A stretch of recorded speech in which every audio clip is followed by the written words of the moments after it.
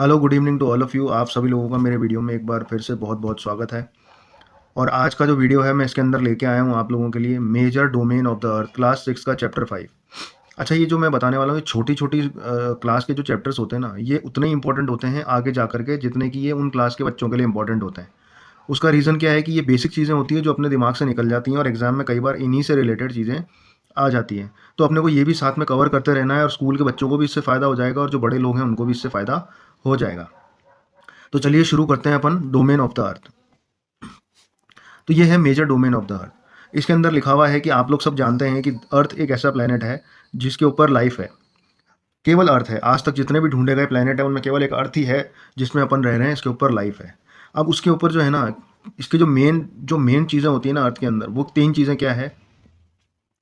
Lithosphere, atmosphere, hydrosphere और biosphere.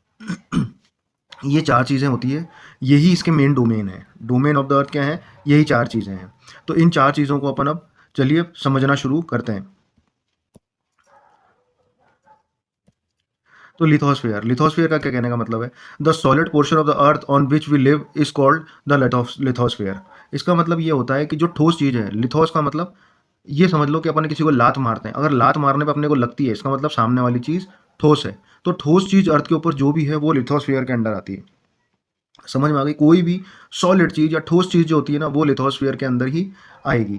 इसके बाद है the gaseous layer that surrounded the earth is known as atmosphere. यानी अर्थ के ऊपर चारों तरफ एक एटमॉस्फेयर है जो कि गैसेस से बना हुआ है। वो गैसेस कौन सी हैं? ऑक्सीजन है, नाइट्रोजन है, कार्बन डाइऑक्साइड है और अदर गैसेस हैं जो कि उसमें पाई जाती हैं। तो ये गैसेस बनने के बाद क्या बनाता है? एटमॉस्फेयर। तो आपको लिथोस्फीयर सॉलिड चीज़ समझ में आ गई, एटमॉस्फेयर समझ में आ गई कि भाई गैस से होता है, लिथोस्फीयर ठोस चीज़ है ना, भाटे पत्थर ये सब ठोस चीज़ें लिथोस्फीयर में आ गई। अब अपन आगे चलते हैं। इसके बाद आता है हाइड्रोस्फेयर। हाइड्रोस्फेयर का मतलब ये होता है कि water covers a very big area of earth surface and this area is called hydrosphere. मतलब ये है कि पानी, जो भी अर्थ के ऊपर पानी मौजूद है ना, उस पानी को ये हाइड्रोस्फेयर बोलता है। मैं आपको एग्जाम्पल भी दिखाऊंगा, आराम से बताऊंगा, ऐसी बात नहीं है। हाइड्रोस्फेयर मतलब पानी। हाइड्रो पावर प्रोजेक्ट्स नहीं होते हैं क्या? वो किस पे होते हैं? पानी पे होते हैं ना, पानी के हाइड्रो पावर प्रोजेक्ट। तो हाइड्रो मतलब पानी, सिंपल सी बात है। अब hydrosphere comprise water in all form, that is ice, water and water vapour. यानी वाटर वेपर हो या बर्फ हो या लिक्विड वाटर हो, ये तीनों हाइड्रोस्फेयर के अंदर ही आते हैं। पहाड़ों पर जमी बर्फ, हाइड्रोस्फेयर। समुद्र में पानी, हाइड्रोस्फेयर। नदी के अंदर पानी, हाइड्रोस्फेयर। लेक में पानी, हाइड्रोस्फेयर। इवेपोरेशन होकर के जो भाप बन के ऊपर पानी जाता है, हाइड्रोस्फेयर। पानी जहां आ गया वो हाइड्रोस्फेयर हो गया, भले वो किसी भी फॉर्म में हो। अब तीसरी चीज है बायोस्फेयर। बायोस्फेयर क्या होता है? तो biosphere is a narrow zone which are we find land, water and air together. अच्छा, ये लिथोस्फियर, एटमॉस्फेयर और हाइड्रोस्फेयर, ये जब तीनों मिलके, ये तीनों तीनों भाई बहन मिल जाते हैं ना, तो मिलने के बाद में इनका नाम क्या हो जाता है? बायोस्फेयर हो जाता है। क्या हो जाता है? बायोस्फेयर। चलिए अब मैं आपको एग्जाम्पल के साथ में डिटेल में समझाता हूँ।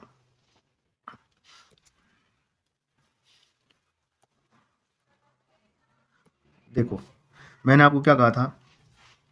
पानी जहां होगा वो हो जाएगा हाइड्रोस्फेयर, हवा जहां होगी वो हो जाएगा एटमॉस्फेयर, भाटा जो भी ठोस चीज है, आप देखिए जड़ें जा रही है पेड़ की, ये कहाँ हो गया? हाइड्रोस्फेयर। और इन तीनों को मिला लेते हैं अपन तो बायोस्फेयर, जिसके अंदर हवा, पानी और जमीन तीनों मिल जाती है, वो हो जाता है बायोस्फेयर।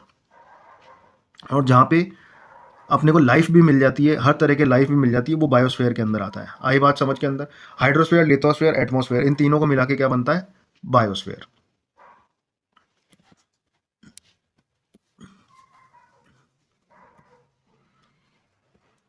चलो आगे चलते हैं।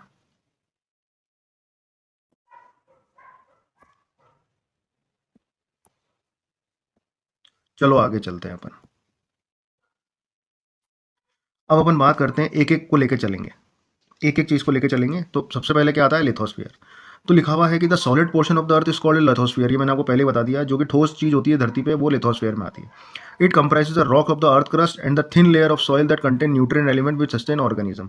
मतलब भाटे या मिट्टी, कोई भी ऐसी चीज होगी वो लिथोस्फियर के अंदर आएगा, जो कि ऑर्गेनिजम्स वगैरह जिसके अंदर होंगे, जैसे पेड़ को उगने के लिए जरूरत होती है, यही होती है, ये सब आपके लिथोस्फियर के अंदर आएगा। अब लिखा हुआ है there are two main division of earth surface, the large landmass is known as continent and the huge water body is known as ocean basin. तो जो मेन डिवीजन होता है ना अर्थ का, वो दरअसल क्या होता है? वो दो है।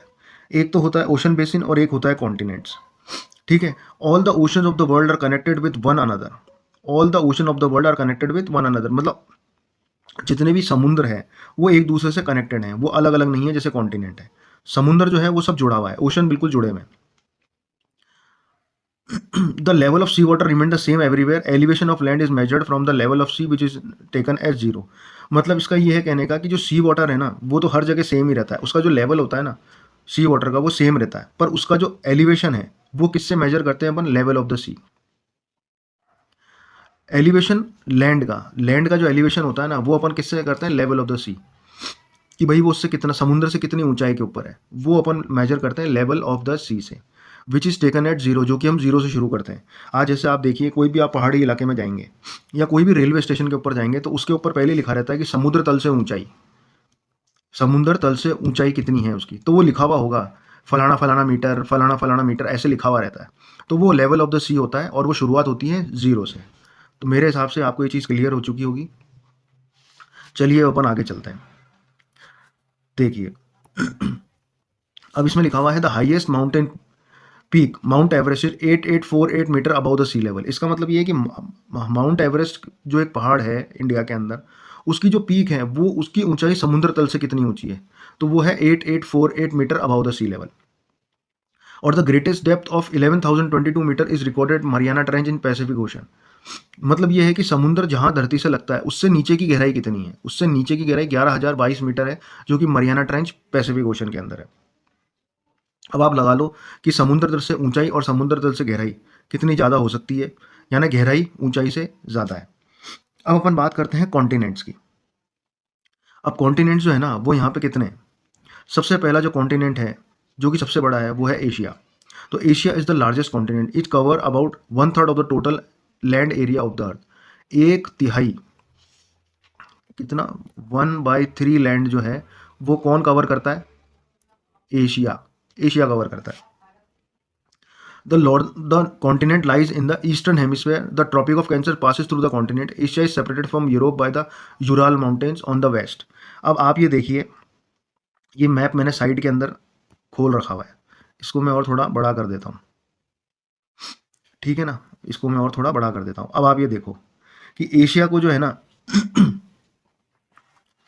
एशिया से अंदर ट्रॉपिक ऑफ कैंसर, ये वाली लाइन जो है ना ये ट्रॉपिक ऑफ कैंसर है, ये वाली, ये ट्रॉपिक ऑफ कैंसर यहाँ से एशिया में गुजर रही है, सबसे पहली चीज़। इसके अलावा जो यूराल माउंटेन्स हैं वो एशिया को यूरोप से अलग करते हैं। यूराल माउंटेन्स कौन से हैं, ये यूराल माउंटेन्स हैं, ये यूराल माउंटेन्स जो है वो एशिया को यूरोप से अलग करते हैं, ठीक है।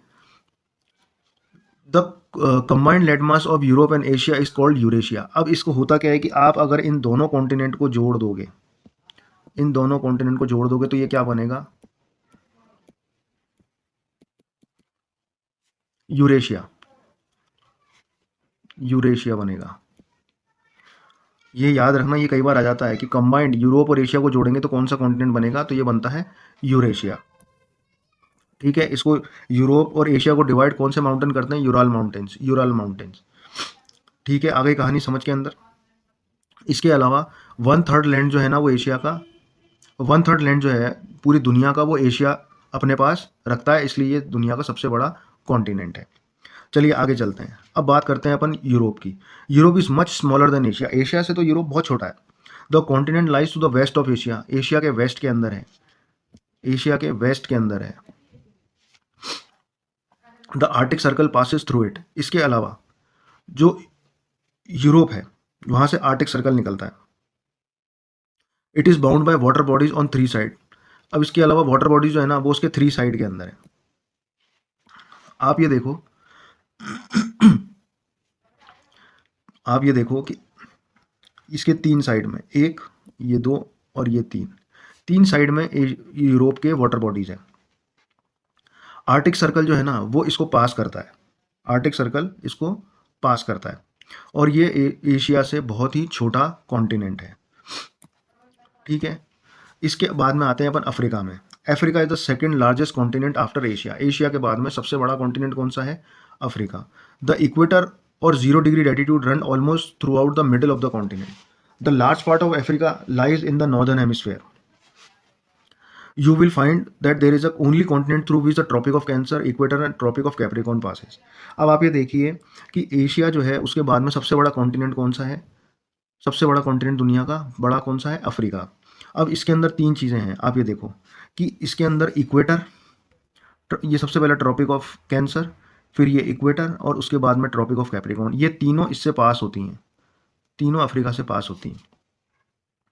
ठीक है, और इक्वेटर जो है ना वो करीब करीब बिल्कुल बीच में से होकर निकलता है अफ्रीका के। ठीक है, दूसरा ये जो है वो नॉर्दर्न हेमिस्फेयर के अंदर है। इसका जो लार्ज पार्ट है ना, इसका लार्ज पार्ट कहाँ से निकलता है? Northern hemisphere. अच्छा, इक्वेटर के ऊपर के पार्ट को हम कहते हैं नॉर्दर्न हेमिस्फेयर और नीचे वाले को कहते हैं हम साउदर्न हेमिस्फेयर, ये याद रखना। तो इसका लार्ज पार्ट जो है ना वो नॉर्दर्न हेमिस्फेयर के अंदर ही है। तो ये है अपने अफ्रीका।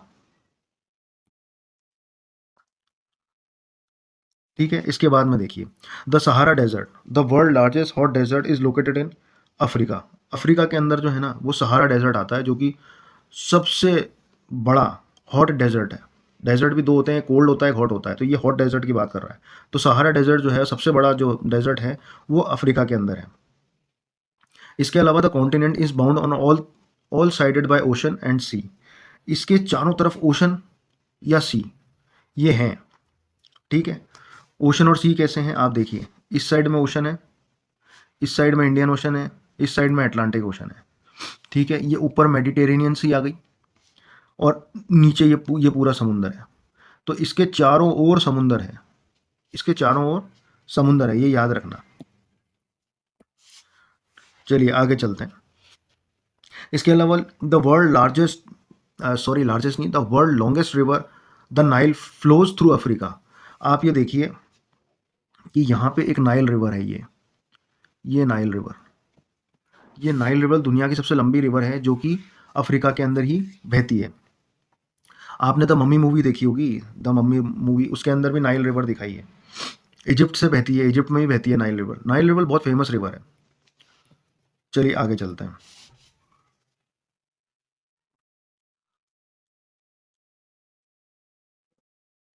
उसके बाद में अपन बात करते हैं उसके बाद में अपन बात करते हैं नॉर्थ अमेरिका की। अब ये आ गया साहब आपका एशिया कंप्लीट हो गया, यूरोप कंप्लीट हो गया, अफ्रीका कंप्लीट हो गया। अब अपन बात करते हैं नॉर्थ अमेरिका की। नॉर्थ अमेरिका क्या बोलता है? North America the third largest continent of the world. तीसरा सबसे बड़ा कॉन्टिनेंट जो दुनिया का है वो है North America. It is link to South America by a very narrow strip of land called the isthmus of Panama. आप ये देखिए कि ये नॉर्थ अमेरिका है, ये नॉर्थ अमेरिका है, ये साउथ अमेरिका है। इसके बीच के अंदर इन दोनों को जोड़ने की वाली एक ये छोटी सी रेखा है, छोटी सी, गौर करना। इस छोटी सी रेखा को कहते हैं इस्थुस्मस ऑफ पनामा, इस्थुस्मस ऑफ पनामा। ठीक है, इस्थुस्मस ऑफ पनामा बोलते हैं इसको। The continent lies completely in the north and western hemisphere. 3 ocean surrounded this continent. इसके अलावा आप ये देखिए इस कॉन्टिनेंट के लाइज नॉर्थ के अंदर है, ये टोटल कॉन्टिनेंट नॉर्थ के अंदर है और वेस्टर्न हेमिस्फेयर के अंदर है। ठीक है, आप ये देखिए कि ये इक्वेटर होती है, जैसे ये इक्वेटर है ना, एक ये बीच में डिवाइड करते हैं अपन। तो ये ऊपर तो आ गया नॉर्थ हेमिस्फेयर और इधर से ये आ गया वेस्टर्न हेमिस्फेयर। तो ये नॉर्थ वेस्टर्न हेमिस्फेयर के अंदर ही पूरा कॉन्टिनेंट है, नॉर्थ वेस्टर्न हेमिस्फेयर में पूरा कॉन्टिनेंट है। ठीक है, इसके बाद में लिखा है the continent lies completely in the north and western hemisphere. 3 ocean surrounded this continent. इस कॉन्टिनेंट के सराउंड में भी 3 ओशंस हैं। ठीक है, कौन से ओशन हैं? Number 1 Pacific ocean, number 2 Atlantic ocean और नंबर 3 आर्टिक ओशन। ये आर्टिक ओशन ये ऊपर की साइड में ये वाला, 3 कॉन्टिनेंट हैं इसके अंदर। मैं आई होप आप लोगों को मेरी बात पूरी तरह से समझ में आ रही है, और नहीं आ रही होगी तो आप मुझे कमेंट करके पूछ सकते हैं, कमेंट करके आप पूछ सकते हैं, या मेरी इंस्टाग्राम आईडी डॉक्टर ज्योग्राफी के ऊपर भी आप इसको पूछ सकते हैं। मैं आपको डीएम करके बता दूंगा क्या दिक्कत है, क्या समझ में नहीं आ रहा हूँ, मैं पूरी क्लियर कर दूंगा। ठीक है, चलिए अब अपन इसके बाद चलते हैं इसके बाद चलते हैं अपन साउथ अमेरिका के ऊपर। अब ये कह रहा है कि South America lies mostly in the southern hemisphere, which 2 ocean surrounded it on the east and the west. अब ये कह रहा है, बात कर रहा है आपके साउथ अमेरिका की। ठीक है, साउथ अमेरिका की बात कर रहा है। अब इसका भी जो देखिए आप दो ओशन इसके साइड में, एक तो ये पैसिफिक ओशन है, ये पैसिफिक ओशन है, और ये अटलांटिक ओशन है। ये इसकी दो साइड के अंदर है, ठीक है। इसके अलावा सदर्न ओशन जो है ना वो भी इसके अंदर है। सदर्न ओशन ये वाला सदर्न ओशन भी यहाँ पर, तो इसके भी 3 साइड में ओशन है, ठीक है। इसके अलावा कह रहा है south America has the world largest river the Amazon. तो अफ्रीका की जो सबसे बड़ी रिवर थी वो थी नाइल, अफ्रीका की सबसे बड़ी थी वो थी नाइल रिवर, पर दुनिया की सबसे बड़ी रिवर जो है ना वो है अमेजोन रिवर। अब अमेजोन रिवर आप ये देखिए, अमेजोन रिवर जो है ना वो ये रही अमेजोन रिवर। तो अमेजोन रिवर भी साउथ अमेरिका में ही बहती है। अब बात करते हैं अपन ऑस्ट्रेलिया की, ठीक है। लेकिन उसके पहले मैं आपको एक चीज़ और बता दूं, दुनिया के सबसे लंबे माउंटेन्स है एंडीज माउंटेन्स, वो भी साउथ अमेरिका के अंदर हैं। ये देखिए, ये लाल के अंदर आपको नज़र आ रहे होंगे, ये लाल के अंदर ये एंडीज माउंटेन है, दुनिया के सबसे लंबे, यानी ये ऊपर से चलते हैं और ठेठ नीचे तक पूरा नॉर्थ अमेरिका को ये कवर कर लेते हैं। इसके बाद अपन चलते हैं ऑस्ट्रेलिया की। Australia the smallest continent that lies entirely in the southern hemisphere. अब ऑस्ट्रेलिया की बात करते हैं, ये रहा साहब आपका ऑस्ट्रेलिया, ये रहा ऑस्ट्रेलिया, ठीक है। अब ये ऑस्ट्रेलिया जो है ना ये स्मॉलेस्ट कॉन्टिनेंट है that lies entirely in the southern hemisphere. South hemisphere यानी इक्वेटर के नीचे, ये पूरा कॉन्टिनेंट इक्वेटर के नीचे आता है, और इसके चारों तरफ ओशन है, इसके चारों तरफ पानी है। ये एक आइलैंड कॉन्टिनेंट भी है, इसको आप आइलैंड कॉन्टिनेंट भी कह सकते हैं, ठीक है। उसके बाद में लिखा है कि भाई southern it is surrounded on all side by ocean and sea, it is also called island continent. मैं आपको पहले ही बता चुका हूँ ये आइलैंड कॉन्टिनेंट है। इसके अलावा बात करते हैं अपन एंटार्क्टिका की। Antarctica completely in the southern hemisphere, it is a huge continent. अब एंटार्क्टिका की अपन बात करते हैं, ये है आपका एंटार्क्टिका। एंटार्क्टिका ये बिल्कुल साउदर्न हेमिस्फीयर के अंदर साउथ पोल के ऊपर ही जाकर टिका हुआ है, ठीक है, साउथ पोल पर टिका हुआ है। It is a huge continent, the south pole lies almost at the centre of this continent, यानी इस कॉन्टिनेंट के करीब करीब बिल्कुल सेंटर के अंदर साउथ पोल है। As it is located in the south polar region, ये साउथ पोल है तो साउथ पोलर रीजन के अंदर ही है। It is permanently covered with thick ice sheet, ये पूरा बर्फ का बना हुआ है। इसके अलावा there are no permanent human settlements, many countries have research station in Antarctica, India also has a research station there, these are named F Maitri and Dakshin Gangotri.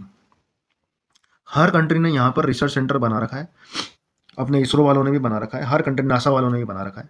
Research centre है, इस पर रिसर्च होती रहती है यहाँ पे कॉन्टिनेंट के ऊपर। यहाँ पे इतना ठंडा वातावरण रहता है कि यहाँ पे कोई इंसान या का रहना मुश्किल है। थोड़े बहुत जानवर रहते हैं, पेंगुइन वगैरह ऐसी जानवर यहाँ पे रहते हैं। टेम्परेचर बहुत नीचे चला जाता है माइनस में। तो यहाँ पर जो अपना रिसर्च सेंटर खुले हुए हैं ना वो है मैत्री या दक्षिण गंगोत्री, ये 2 नाम से है। ये एग्जाम में ज़रूर आता है, नेट तक के एग्जाम में आता है कि रिसर्च सेंटर इन एंटार्क्टिका के नाम बताइए इंडिया के, मैत्री और दक्षिण गंगोत्री, ठीक है। अब अपन बात करते हैं हाइड्रोस्फीयर की। ये तो लिथोस्फीयर की बात थी, जो कॉन्टिनेंट ठोस है तो लिथोस्फीयर में आ गए, तो ये बात थी लिथोस्फीयर की। अब अपन बात करते हैं हाइड्रोस्फीयर की। The earth is called the blue planet, earth को हम ब्लू प्लेनेट कहते हैं, क्यों? क्योंकि यहाँ पे पानी है, पानी ब्लू है तो ब्लू प्लेनेट।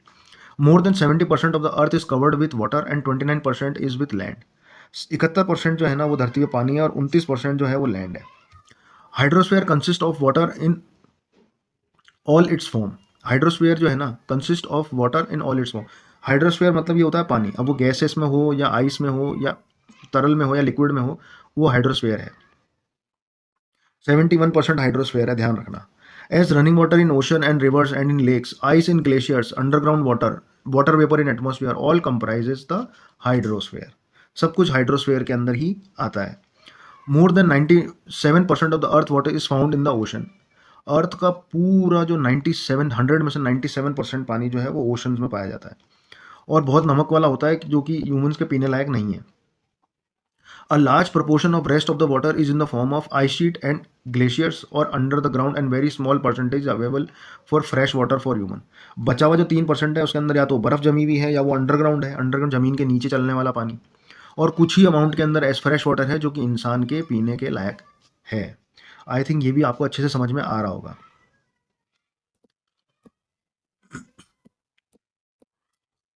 चलिए अब अपन बात करते हैं हाइड्रोस्फीयर में ओशंस की। Oceans are the major part of hydrosphere. They are all interconnected. जितने भी ओशन है ये आपस के अंदर इंटरकनेक्टेड हैं। जैसा कि आप यहाँ देख सकते हैं, ये देखिए, ये ब्लू ब्लू जितना भी है ना, ये सारा इंटरकनेक्टेड है। ये देखिए, ये ब्लू ब्लू सब इंटरकनेक्टेड है, ये सब इंटरकनेक्टेड है।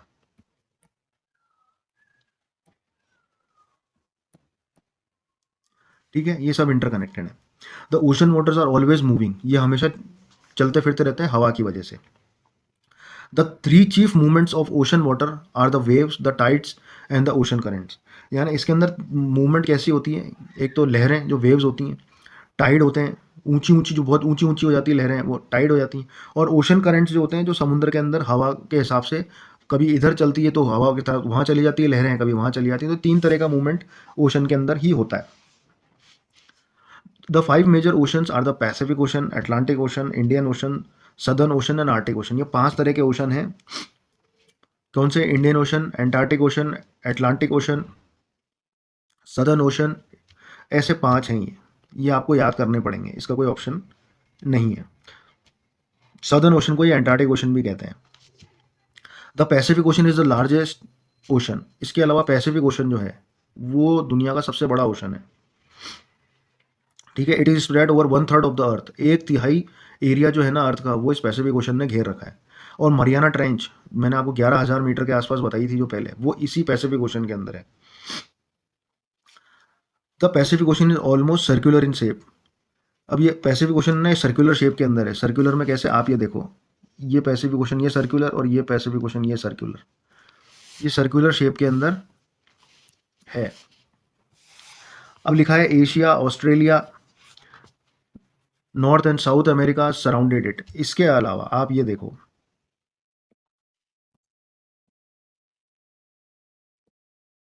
मैं आपको दिखाता हूँ।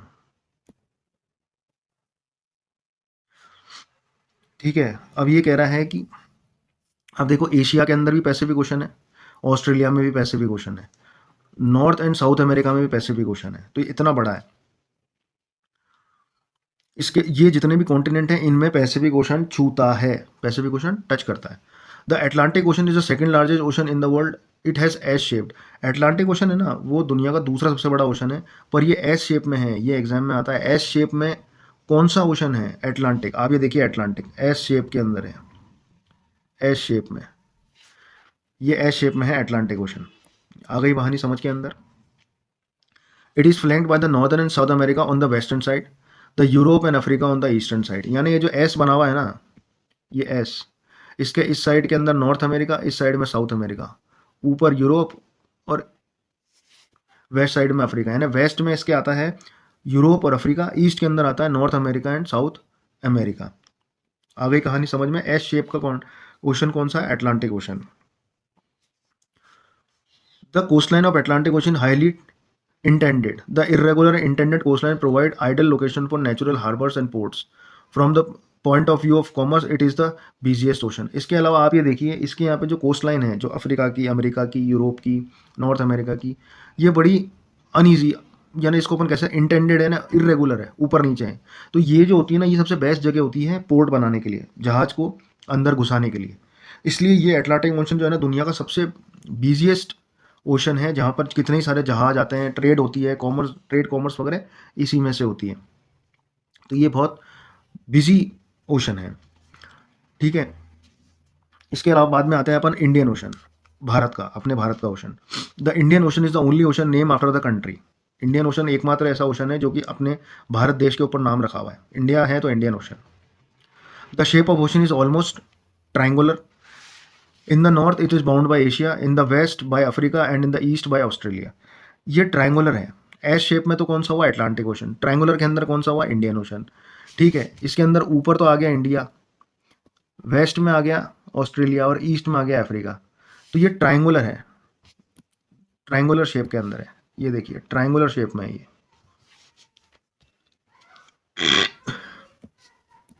आ गई कहानी समझ के अंदर। ये ट्राइंगुलर शेप के अंदर है। इसके बाद में सदर्न ओशन। सदर्न ओशन जो है ना, इसको हम एंटार्क्टिक ओशन भी कहते हैं। The southern ocean encircle the continent of Antarctica and extend northward to 60 degrees south latitude. यानी एंटार्क्टिक ओशन के ये वाला एरिया है ना, ये पूरा साउथ ओशन में आता है, पूरा साउथ ओशन के अंदर आता है, और 60 डिग्रीज 60 डिग्रीज तक ये साउथ ओशन है। इसके अंदर डिग्री लिखी है। मैं जो ये खोल के बैठा हूँ ना, ये आपकी किताब ही है, 6th क्लास का 5th चैप्टर किताब ही। आप ये मेरा वीडियो देख रहे हैं ना, तो इसके अंदर ये बुक खोल के देखें। इस बुक के अंदर आपको ये नक्शा मिलेगा। इसमें देखिए कि 60 डिग्रीज कहाँ पर है साउथ के अंदर। साउथ लैटिट्यूड में 60 डिग्री तक ये साउथ ओशन है, जिसको हम अटलांटिक ओशन भी बोलते हैं। तो ये ओशन केवल एंटार्क्टिका को ही कवर करता है। The Arctic ocean is located with in the Arctic circle. अब आर्टिक ओशन जो है ना, वो आर्टिक सर्कल, यानी आप ये देखिए, ये रहा आपका आर्टिक ओशन, ये आर्टिक सर्कल को कवर करता है। And surrounded by north pole, ये नॉर्थ पोल के अंदर है। सदर्न ओशन साउथ पोल में, आर्टिक ओशन नॉर्थ पोल में। It is connected with the Pacific ocean by narrow stretch of shallow water known as Bering strait. अब आप ये देखो, it is connected with the Pacific ocean by a narrow stretch of shallow water. मतलब ये है कि ये Arctic ocean इस बहुत ही पतली सी एक मई रेखा से ये पैसिफिक ओशन को कनेक्ट करता है। इसको बोलते हैं बियरिंग स्ट्रेट। बियरिंग स्ट्रेट,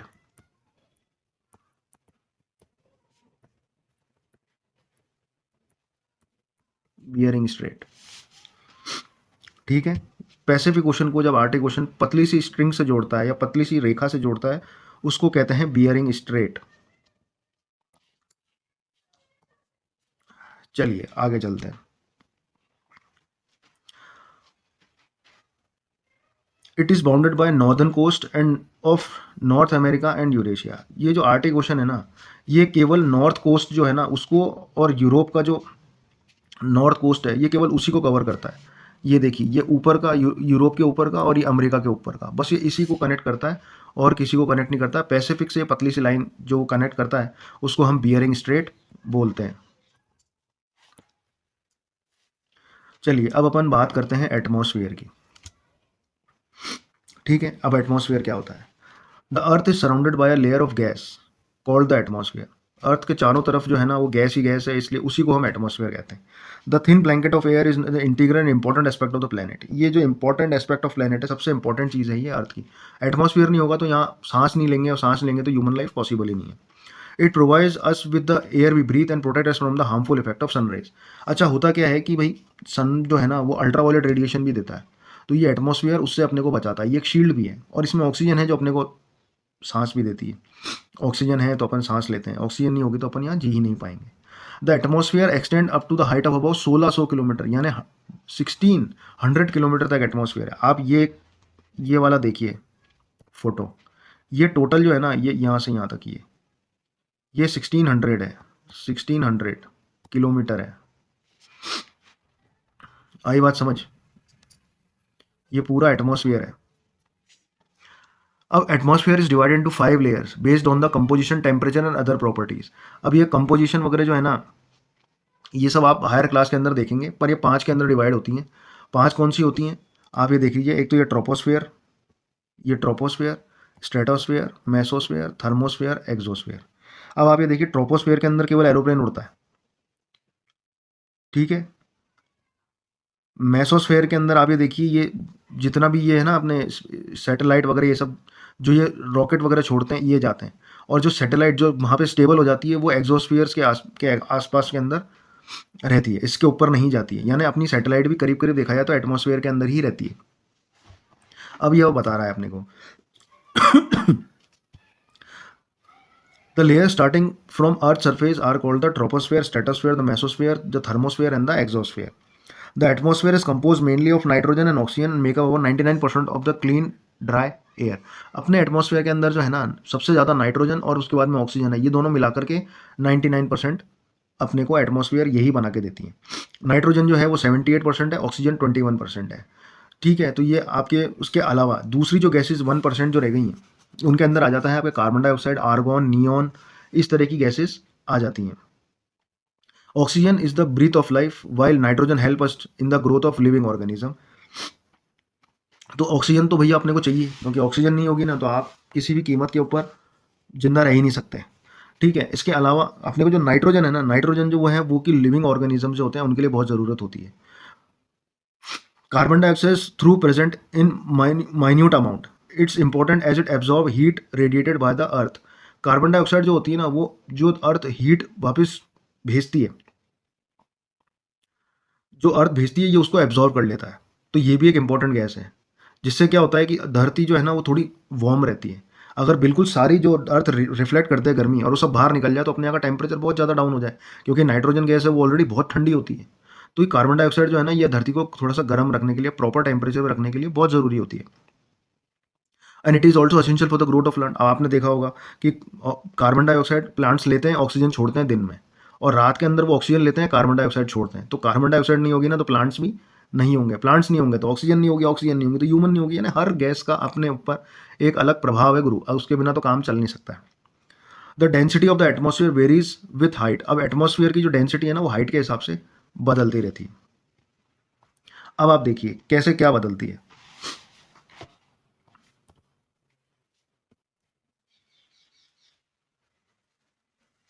देखिए जो डेंसिटी होती है ना एटमॉस्फेयर की वो मैक्सिमम कहाँ पे होती है? सी लेवल पे, जहाँ समुद्र जुड़ा हुआ होता है, सी लेवल के ऊपर मैक्सिमम होती है।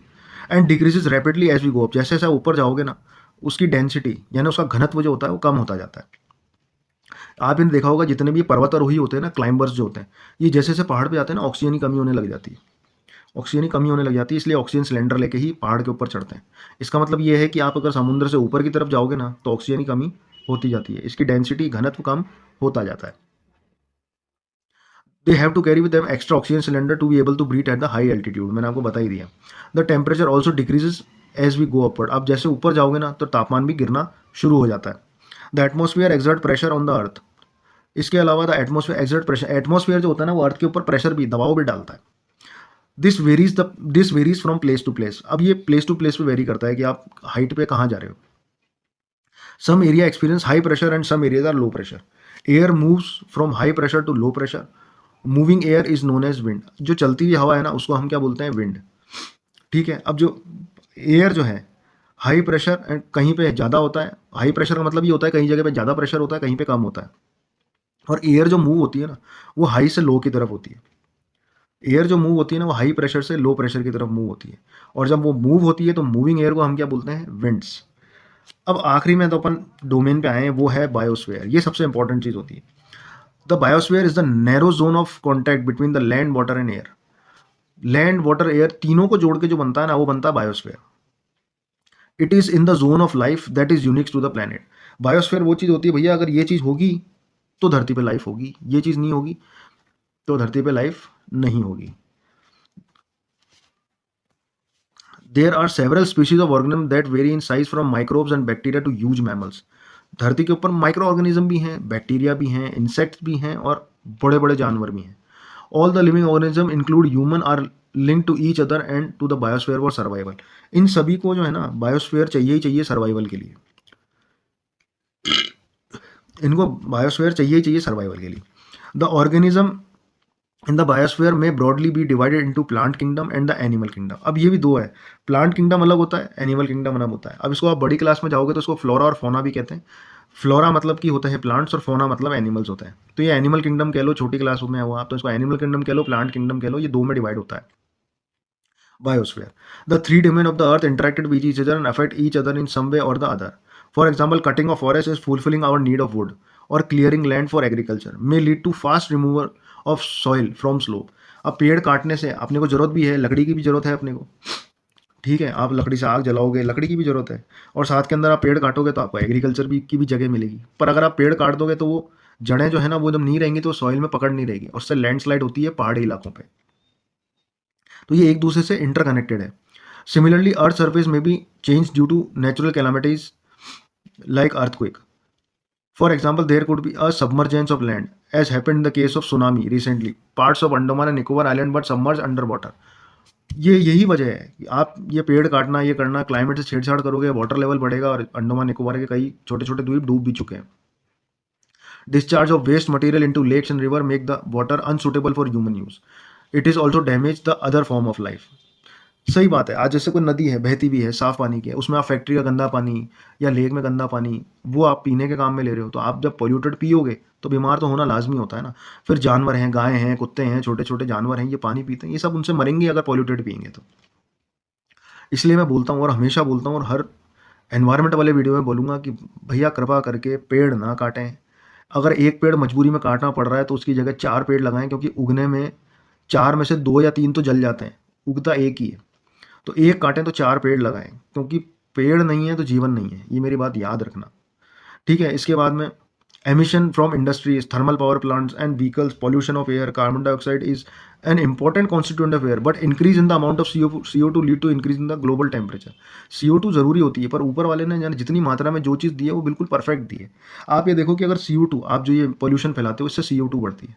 CO2 अगर ज़्यादा हो जाएगी एनवायरनमेंट में तो वो ज़्यादा गर्मी सोखेगी, ज़्यादा गर्मी सोखेगी तो अर्थ का तापमान बढ़ेगा। अर्थ का तापमान बढ़ेगा तो सारे बर्फ़ पिघलेंगे, बर्फ़ पिघलेंगे तो वो समुद्र में जाएंगे, समुद्र का लेवल बढ़ेगा, समुद्र का लेवल बढ़ गया तो कितने ही ऐसे देश हैं जो आइलैंड हैं वो डूब जाएंगे, इंसानियत के लिए खतरा हो जाएगा। मैं इसलिए कहता हूँ पोल्यूशन मत करो, जितना हो सकता है। ऐसे एक कार में जा रहे हो तो अगर उसी जगह जा रहे हो तो हो सकता है एक में 4 जने बैठ के जाओ, 4 अलग अलग कारें लेके मत जाओ। पोल्यूशन, पेड़ लगाओ, बहुत ज़रूरी है ये। पेड़ भी जो है ना वो पोल्यूशन को ऑब्जर्व करते हैं, CO2 ऑब्जर्व करते हैं, पेड़ लगाओ। ठीक है, और rapid increase in temperature is known at global warming. CO2 बढ़ेगी, हीट बढ़ेगी, और एकदम हीट रैपिडली बढ़ी उसको हम कहते हैं global warming. There is thus a need to limit to use of resources of the earth to maintain the balance of the nature between the domain of the lithosphere, the atmosphere and the hydrosphere. इसका मतलब ये है कि जो ऊपर वाले ने हमको रिसोर्सेज दी हैं अपनी आवश्यकता पूरी करने के लिए, उसका अनावश्यक दोहन नहीं करना है, अननेसेसरी उसका यूज़ में नहीं लेना है, ज़्यादा यूज़ नहीं लेना है, जितना ज़रूरत हो उतना लेना है, जिससे कि बैलेंस बना रहे, बैलेंस बना रहे। तो ये मैं आपको चैप्टर समझा चुका हूँ, बड़े लोगों के भी काम में है और छोटे लोगों के काम में, मैं आप लोगों को क्लियरली समझा चुका हूँ। इसके अलावा ये क्वेश्चन आंसर हैं, ये क्वेश्चन आंसर भी मैं अभी लेता हूँ, आप लोगों को ईजी होगा। चलिए तो अपन अब क्वेश्चन आंसर के ऊपर आते हैं।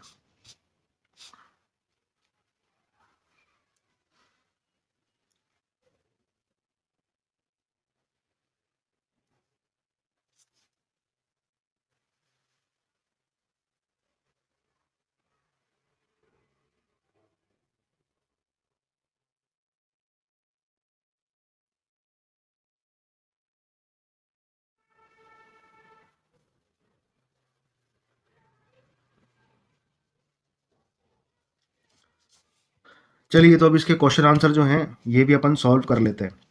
तो पहला क्वेश्चन क्या है, what are the major 4 domains of the earth. Major 4 domains of the earth कौन कौन से हैं?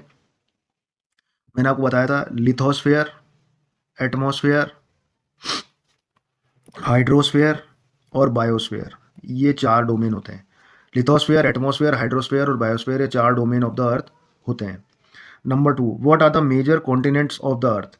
कॉन्टिनेंट ऑफ द अर्थ के अंदर होते हैं अपने Asia, Europe, Africa, north America, south America,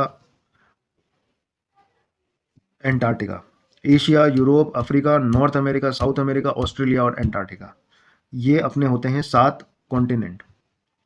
ठीक है, इसके बाद name the 2 continent that lie entirely in the southern hemisphere. Southern hemisphere के अंदर आपके होता है ऑस्ट्रेलिया और एंटार्क्टिका, ये 2 कॉन्टिनेंट है, और ऑस्ट्रेलिया और एंटार्क्टिका, ये साउथ के अंदर है। आ गई समझ में बात?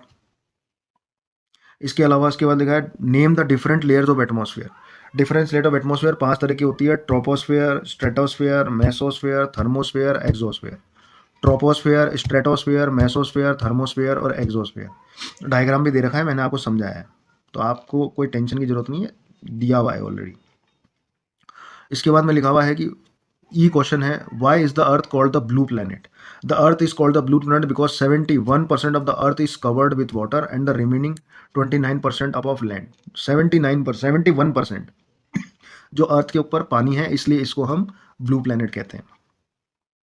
इसके बाद लिखा है, why is the northern hemisphere called the land hemisphere. The northern hemisphere is called the land hemisphere because the major part of the landmass lies on northern hemisphere. Northern hemisphere के ऊपर ही अर्थ का सबसे ज़्यादा लैंड मास है, इसलिए इसको land hemisphere भी बोलते हैं। फिर लिखा है, why is the biosphere important for living organism. तो इसका आंसर है कि the biosphere is important for living organism because life exist here due to the presence of 3 major components, land, air and water. Land, air and water, इन 3 की वजह से ही life जो है वह पॉसिबल है, इसलिए बायोस्फीयर जो है ना वो इंपॉर्टेंट है फॉर लिविंग ऑर्गेनिजम्स। चलिए अब है tick, tick the correct answer. The mountain ranges that separate Europe from Asia, the mountain range that separate Europe from Asia. इसका आंसर है द यूराल्स, इसका आंसर है द यूराल्स। उसके बाद में है the continent of North America is linked to South America by, इसका answer है द इस्टुस्मस। ठीक है, उसके बाद the major constituent of atmosphere by percent is, इसका आंसर है नाइट्रोजन। मेजर कॉन्स्टिट्यूएंट है 70% से ज़्यादा तो नाइट्रोजन ही है ना अर्थ के ऊपर। ठीक है, उसके बाद में है the domain of the earth consist of solid rocks is known as lithosphere. ठीक है, सॉलिड चीज, कोई भी चीज जिसको लात मारोगे दर्द होगा ना, वो लिथोस्फीयर है, सिंपल सी बात है। इसके बाद में which is the largest continent, largest continent है आपका एशिया। ठीक है, उसके बाद में आते हैं अपन फिल इन द ब्लैंक्स पे। The deepest point in the earth, the deepest point on the earth is dash in the Pacific ocean, इसका आंसर है मरियाना ट्रेंच। ठीक है, the dash ocean is named after a country, इसका answer है Indian ocean. ठीक है, the dash is a narrow contact zone of land water and air that supports life, इसका है आंसर बायोस्फीयर। ठीक है, the continent of Europe and Asia together is known as Eurasia.